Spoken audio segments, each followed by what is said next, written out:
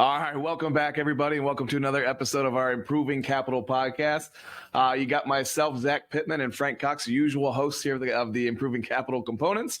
We've also got a special guest today, Mr. Bill Schmidt. Bill, you've recently joined ICOR, but while you're new to the ICOR team, you're not necessarily new to the world of leadership and entrepreneurship. So we're excited to have Bill here today to really take part in a conversation around crucial conversations. Right, I know that's been something. If you follow our social media, we've been posting a lot of smaller videos, some different articles that we're posting out there, just really kind of walking through the topic and helping our clients and our connections really understand and learn more about the process of a crucial conversation. And we want to spend the next 10, 15 minutes or so just really diving into the topic. And one thing, Bill, Frank, that I wanted to start with, because I think it's such a kind of a blanket of a term. What are we talking about when we bring up this idea of a crucial conversation? What does that even mean? And how can the listeners and people out there, what are we talking about when we mention? Yeah, that's a good question. I would say when you're talking about crucial conversations, it's typically two or more people. And when you have those individuals involved, usually the stakes are high, the opinions vary, and the emotions run strong. So that's what I would say when you look at crucial conversations. Two or more people, stakes are high, opinions vary, and typically there's really, really strong emotions involved. And that's at home, that's in your marriage, that's actually in the business world, even if you coach sports teams. So crucial conversations are important, and we'll talk about more of that today. Yep. So, Bill, Frank talks about opinions varying and strong different emotions. What, from your end, how do you view a crucial conversation? Crucial conversation, I think, definitely is just connecting in a good way with people, getting their emotions, starting with the end in mind is definitely very important, and going there with the positive intent. But also, you can kind of get it to where you don't want to attack a crucial conversation. I think that goes, and from my restaurant business, doing that for many years, attacking is people are getting on defense. So I think just keeping it simple, and then also going positive intent, and then kind of like knowing that the relationship is very important to you, so they understand that. And it brings out a better conversation. Things starts to flow. Yeah, fantastic. I think you guys brought up a lot of strong words there: emotions, attacking, defensiveness, right? And I think that's when we talk about this idea of crucial conversations. I think some people may have this idea of they're trying to pinpoint exactly what it may be. But I think if you think about all the times emotionally, even from a business perspective, how often we can be tied into those hard and difficult conversations. And I think one of the biggest things that we've seen is that there's some organizations out there, some leaders specifically, who really struggle having these types of conversations. They want to avoid conflict. They don't want to have to put somebody on the fence. They don't want to feel like they're attacking others. So talk to me from a business perspective. If our leadership team, my organization, if our leadership team, if we're not capable of having those crucial conversations, or if we're not comfortable doing so, how can that impact us as an organization? How does that impact my team? Yeah, first of all, I would say that there's going to be a reduced revenue stream, and there's also productivity issues. There's morale issues, could be turnover, hurt feelings. But if we take a step back and you think about the crucial conversations, it does start with human behavior, your personality style. Some people like to confront challenges based off their personality style. Some people like to avoid.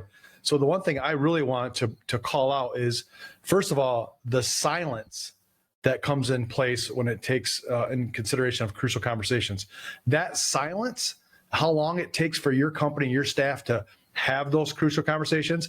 We've done studies, and it shows on average companies are losing roughly $6,000 per employee per year by not having those crucial conversations. That's the first thing. Mm-hmm. So if you got 100 employees, that's roughly $600,000.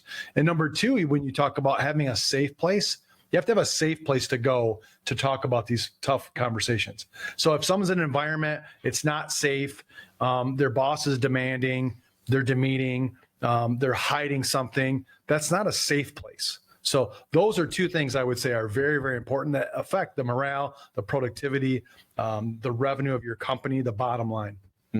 So, Bill, maybe just get your perspective on it and kind of build a little bit upon that. So Frank did a good job of kind of hitting on some of the productivity metrics and the numbers. Talk to me a little bit about from a decision-making perspective, right? If you're a leader, your leadership team, and you're struggling to have those crucial conversations, how can that affect the decision-making process or approach that a leadership team may have? Well, I think that if you're not having those crucial conversations, a trust comes in. to where people are, the easiest way I can say is like when I didn't have trust with my employees, they were too afraid to come talk to me about problems. And then what happens is that wall kind of gets between you two guys or gals, and it gets to the point where you can't make a decision. And then it gets to the point where you're end up probably firing them because your ego gets in the way, their ego gets in the way. And I think it really comes down to trust. Like and I know I said that just a few seconds ago, but trust is so important because, I think Frank would agree, like when you're attacking somebody, all they can think of is like, why is this person coming at me? Why does he keep coming at me? And so they're just always thinking like, well, this guy doesn't trust me. This gal doesn't trust me. So when you're coming into that, I think I'm just going to say what I said earlier, the end in mind. What is your end result going to be as you're sitting down, what is the end result when you're coming out of this conversation? What is it going to be? Is it going to be resolved? Is it going to be a better partnership? Is it going to be a better friendship or a better relationship? And you can take that, through business, through personal life. Yeah. And I would comment too, and just say that because companies don't know how to have those crucial conversations, what it does is it stifles the creativity as well. So you're not tapping into the ideas of your team because they're so busy managing behavior. And then the other part of it is your image, the image within the company, how people view you when you're coming in or when you're leaving, or the leadership to think, hey, you know what? Why is Sally or Tom, why are they always mad? Why are they quiet? So they're not going to voice their ideas or their opinions if the crucial conversations aren't taking place. And like we've studied, history says, you can actually look at a company and say, how often are you having crucial conversations? Right? And they can tell you. And then the speed at which you have them will predict that loss of income potentially, or revenue and productivity. But then what are you strategically doing each and every day to improve that intentionally? Because if you say, oh, we don't have a lot of conflict, you're not a growing company. You are going to have conflict. And we talk about it in training too, of creating positive conflict as well. Mm-hmm. So Frank, I want to go back to something you said just briefly there. Mentioned stifling creativity, right? A lot of what we've talked about thus far, productivity driven, right? The impact to your team, morale, turnover. I think I don't want to say obvious outcomes of this, but I think, most educated people could take a look and say, hey, if we're not dealing with these types of conversations, then there's probably going to be some end results that come. I want to go back to the creativity piece, and I'm curious to get your input on the impact to, again, not having these crucial conversations or not developing our team to be able to have them. What do we think that does to innovation and a company's ability or inability to adapt to change? Yeah, I would say, and Bill, you can add to this, I would say if someone's coming in and their mind is clouded because there's issues and there's silence and they don't feel safe, they're not going to bring fresh, clean ideas because they're too worried about themselves, right? So if they're too worried about themselves, they're not going to want to think about the team, think about the company, because they're managing that, what we call that head trash. So that stimulates any new ideas, or they think if I give a new idea, someone still might be mad at me. And it's basically called transcendental mischief going on, that some of it's in their own head. So they're not going to come to meetings on time. Typically, they're going to avoid meetings, not going to show up. Maybe some of the tasks that they have, they don't complete on time because they're too busy talking to, people at the water cooler about what's going on and why they have a beef with somebody. So those are really big things, especially going into the new year when you get into strategic planning with your company, right? You need people that have a present, fresh mind coming in, thinking about the growth of your company, not managing the behavior within the company. Yeah, I don't think it brings clarity.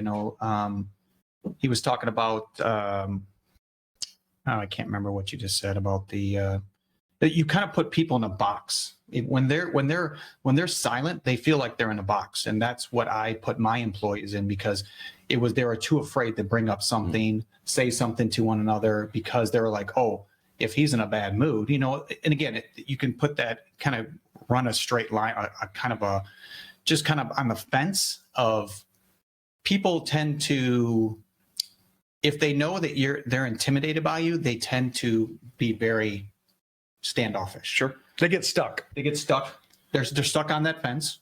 And that's a great word, but it's like, if you're coming into when you're into a conversation, what is the condition of your heart? Are you bringing in the confidence and clarity, but also are you bringing in the willingness for them to speak to you versus it's all about you, you're the boss? And if people don't have that clarity, and you can't bring confidence to that conversation, it goes the wrong way every time. Yep. I think that's well said. So let me ask you guys this as we kind of wrap up this conversation, and this is probably the big question at the end here, right? As we've got, I know, a number of our own clients who have gone through this. There's probably others out there who are listening to this who are saying, hey, I don't know if our team is capable of these. I don't know if we're doing well. I don't know if we have a process for handling these types of conversations. So if I'm on the other side of the fence here, how do I fix it? What do I do? Yeah, the first thing you do is you have to identify that you have a problem, right? And every business has this problem. There's not a business that exists that doesn't have this problem. So first of all, identify it. And the leaders, if you're a leader, you got to identify, hey, we have an issue. But then what type of assessment do you need to have on your organization? Is it with the leadership team? Is it with the management team? Is it with the operations? What is that? And you have to have an assessment. We have assessment tools for that. But then you set up the training. You equip these individuals with the tools and the resources and how to maintain that, which is that practice. So I would encourage organizations to identify they have a problem, find someone that can actually help them, which we can, and then implement the training and then have some ongoing facilitation, because you got to build those habits. You got to go from unconsciously incompetent to unconsciously competent. You have to go through that process. Otherwise, this is going to be a flavor of the month, the week, the quarter, and you're going to get right back in that rut and people are going to get stuck and it won't be a safe place. Yeah, I agree. The biggest thing I can think is again, your condition of your heart and the training. Frank, you mentioned that the training is so important. Like if you can figure out when you understand people's personalities, that is so key to having conversations with them and knowing them. But the training and personal development, when you're starting to grow your leadership, you're starting to grow the culture of the team, that is a huge thing versus when people are starting to understand one another through the personalities and also through the leadership and training. Does that make sense? Yeah, and I would agree. And we'll kind of wrap up with this is what Bill is mentioning too, is a lot of companies that even start to have crucial conversations, they're not successful because people get stuck. Why do they get stuck? Because people have poor self-esteem. We talk about low self-esteem means friction and trouble. If someone has low self-esteem and you're not investing in your company and personal and professional development, you're more apt to get stuck. You're more apt not to have people want to engage and feel like a safe place, whether it's, you're a high D or a cleric or melancholy or conscientious. There's different ways to assess their personalities, but it's also how are you investing in them? How do you create that safe place? And how do you continue to practice this to grow, to have those crucial, productive conversations that helps your company grow? Awesome. All right. Well, gentlemen, Bill, Frank, appreciate your time. Thanks for the answers. Again, I think it's always good and meaningful conversation when we can get together and talk about all the things that we're hearing our clients really come to us and ask for help or ask for guidance on. So I think today, when we look at this, our ability to identify what a crucial conversation even is can be a big step forward for a lot of organizations. And then more importantly, hey, how do we actually look for ways to figure out how do we train our people? How do we develop our people so that they're capable and more proactive when these situations come up? Absolutely. So, all right. Thanks for your time, guys. Look forward to doing it again.